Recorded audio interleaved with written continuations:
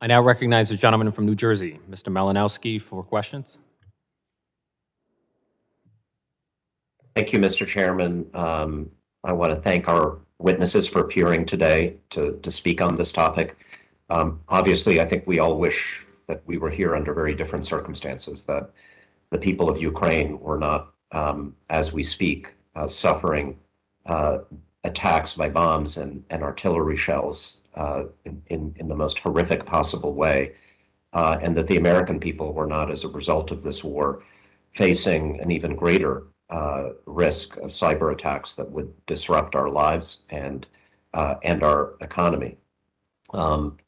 We've seen firsthand how cyber attacks have become an instrument of war. On the day that Russia illegally invaded Ukraine, they knocked out, among other things, through a cyber attack, satellite communication systems that were used by the Ukrainian military, government, tens of thousands of ordinary citizens. Many of us have been briefed on potential scenarios under which similar systems in the United States might be attacked as part of a war somewhere halfway around the world.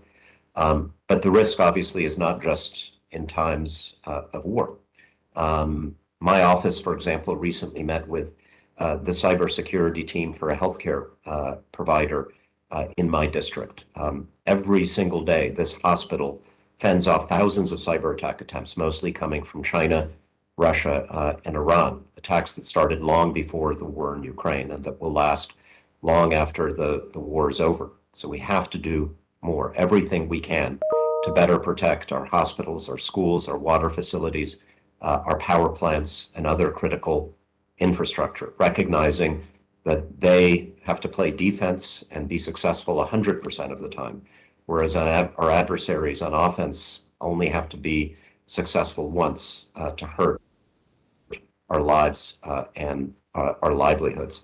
On that point, I am very particularly concerned about securing water utilities in my state of New Jersey. In my district, one water company helps service one relatively small water company helps to service more than 30 municipalities across 5 counties, towns in my district like Milburn and Westfield, Raritan, Roxbury.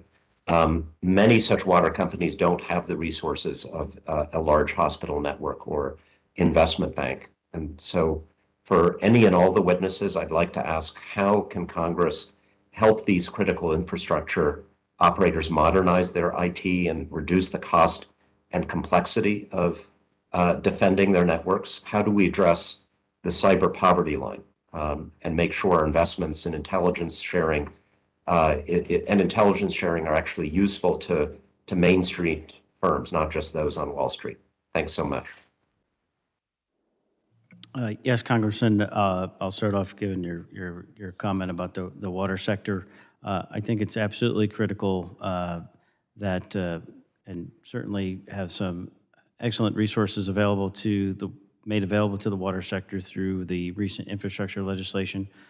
Some of that is authorized and yet to be appropriated, but we appreciate the inclusion of cybersecurity as an eligible activity under those programs. That being said, as I noted earlier, a number of the resources available from CISA are quite exceptional in supporting utilities and identifying those vulnerabilities and helping them to take action, such as the Sci-Hi program.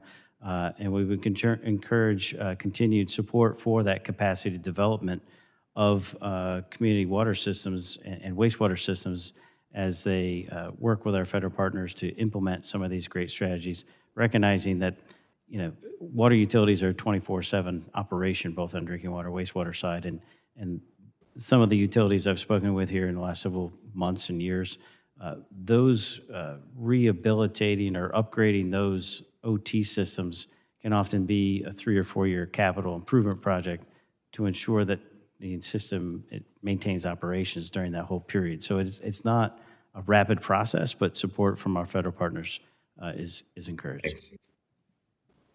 Just a few seconds left, and let me just know, I started with the example of the Russians knocking out a satellite communication system.